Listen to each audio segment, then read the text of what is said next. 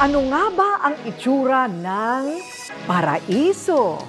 Maraming paglalarawan na ito ay lugar na payapa, maligaya, maganda, puno ng kalikasan, nagsasama ang tao at hayop na pinalilibutan ng tubig at taniman ng mga bulaklak.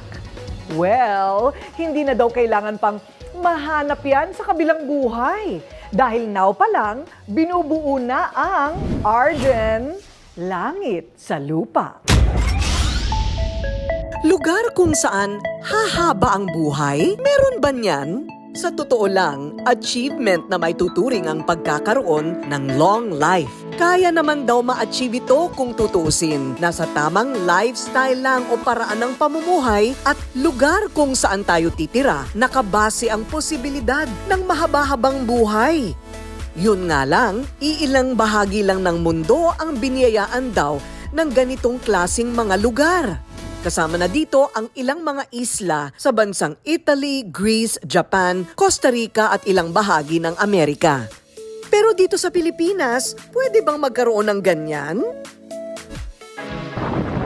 Hindi kalayuan sa Metro Manila, may isang komunidad ngayon na dinedevelop ang tawag Arden Botanical Estate sa Tansa, Cavite.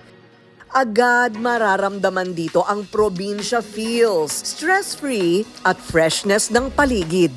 Layunin nito na bigyan ng maayos at malusog na pamumuhay ang mga nakatira dito, lalo na talamak na ang polusyon sa buong bansa. Paano nabuo itong konseptong ito ng Arden Botanical? We visited the place and nakita namin yung charm nung area. There's river, may mga old trees, and we wanted to preserve it. Pinag-aralan ng mga developer ang konsepto ng Blue Zone, isang pananaliksik sa mga lugar sa mundo kung saan marami ang nakatirang mahigit 100 taong gulang ang mga tao. Sinasabing dahil sa sariwa at natural na paligid, tulad ng malinis na hangin, walang chemical sa mga pagkain at lugar na pwedeng mag-exercise, pagkakaroon ng magagandang relasyon at mga aktibidad sa komunidad na may interaksyon sa kapwa at inang kalikasan. Posible talagang tumagal daw ang ating buhay. Kumonsulta pa ang kumpanya sa kilalang landscape architect at environmental planner na si Paulo Alcazaren para lang maisakatuparan ang isang sustainable lifestyle sa Arden Botanical Estate. Pinakamaiging sitwasyon para sa buhay ay yung may balance yung course live-work balance, yung mga gusali against yung open space. So, ang problema natin sa Pilipinas, lahat ng ating mga bayan at lungsod, mostly mga gusali lang, walang open space. Ito yung masasabing evolved way of living? Yun ba ang matatawag natin sa konseptong ito? Yes, create neighborhoods that can sustain the communities in them, na kailangan may park and open space, kailangan may town center for convenience, kailangan may walkability. Wow! Development stage pa lang. Eto na, life na. Nakaka-relax talaga ang paligid dito sa Arden Botanical Estate. Napapaligiran ng mga bundok, ang daming bulaklak, ang daming mga puno, may lawa, at presko ang hangin. Eto nga, kape-kape habang napapalibutan ng mga bulaklak. Yan ang tinatawag na sustainable lifestyle. At kung mayroon mang paraiso sa lupa, ito na nga siguro yun. Kapag sinabi ko, kailangan, totoo. Walang dagdag, walang bawas, walang kasinungalingan. Galit kasi ako sa manloloko, sa sinungaling at sira sa salita. Ang lakas maka-unprofessional ng walang integridad. Ganon din dapat sa pagpili ng sabon para sa mukha at balat ng sarili nating katawan. Dapat sigurado, dapat kumpleto, dapat epektibo. Kaya ang payo ko sa inyo, huwag iasa sa mga bolero ang kutis na pinapangarap ninyo. Dito kayo sa may kredibilidad, integridad, proven and tested, Skin Pro.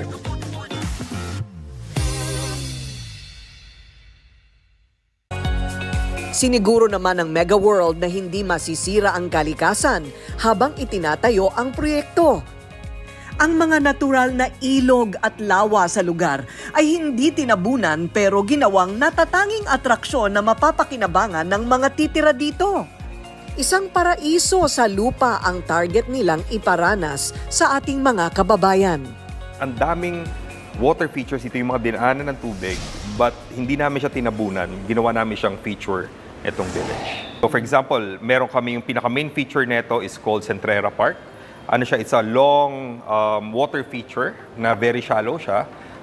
Ang idea ron is tuwing umaga, yung mga residents ito lalabas, saka tuwing hapon. It's very important in wellness and at least makilala mo yung mga kapitbahay mo. Gusto namin yung mga bata naglalaro, madudumihan, magtatampisaw. Very rare na to sa kadalasan sa mga bata. Kasama sa mga project na gagawin sa loob ng Arden Botanical Estate ang mga village gaya ng The Lindgren, Arden Botanical Village at Arden West Park Village. Isang pista sa paningin ang malawak na balak na lavender fields kung saan matatagpuan ng iba't ibang klase ng mga bulaklak. Kahit saan ka tumingin, makulay ang paligid. May mga walkways o lalakaran din na palilibutan ng mga iba't ibang halaman. Siguradong magugustuhan ng mga residente ang maglakad at mag-jogging dito. Mayroon ding area para ilakad ang mga alagang hayop. Ang tawag ay Pet Park. Ang mga parke ay green na talagang marerefresh at makakapag-relax ang pagod na katawan. Ang clubhouse na nakatayo ngayon, isang matatawag na Scandinavian-inspired green architecture. Halos hindi mo na masasabi kung nasa loob ka o labas ng building dahil blended ang kalikasan sa infrastruktura.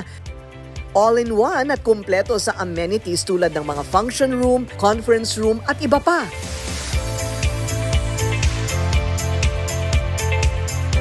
Ayon naman kay Dr. Lopez, posible na may mga blue zone sa Pilipinas na hindi pa natutuklasan. Pwede itong i-develop at gawing tirahan. At kung saan pwedeng humaba pa ang buhay nating mga Pinoy.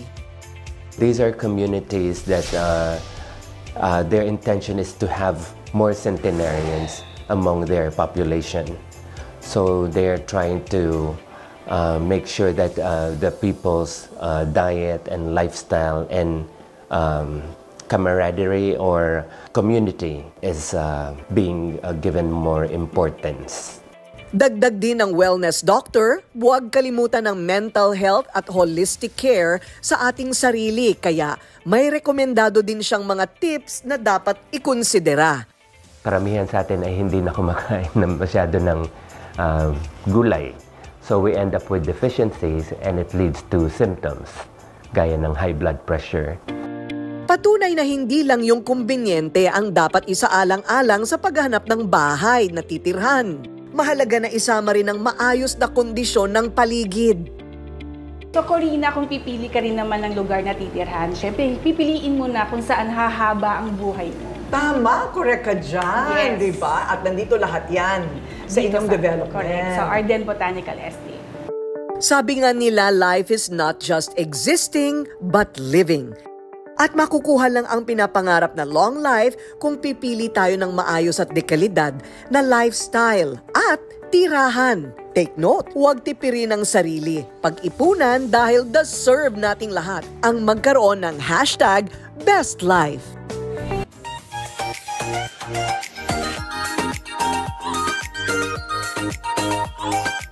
The Pampakit. Itong Pampakit, ang bago nating packaging is meron na siyang bintana. So hindi nyo na kailangan buksan. Naku, yung mga miron, bubuksan, tatanggalin para makita kung nandyan ba talaga sa loob lahat ng 3 products all in one. And you save 95 pesos pag bumili kayo ng kit na. Kasi nabibili naman ito ng tingi-tingi. But if you buy the kit, you save almost 100 pesos. Sayang din yan, di ba? So inside, you have facial wash, and then the toner for pH balance, the micellar toner, and the bestseller 15-gram K-Magic Facial Skin Cream. Yan ang iyong beauty routine, okay? So, ito ang tinatawag nating Pampakit.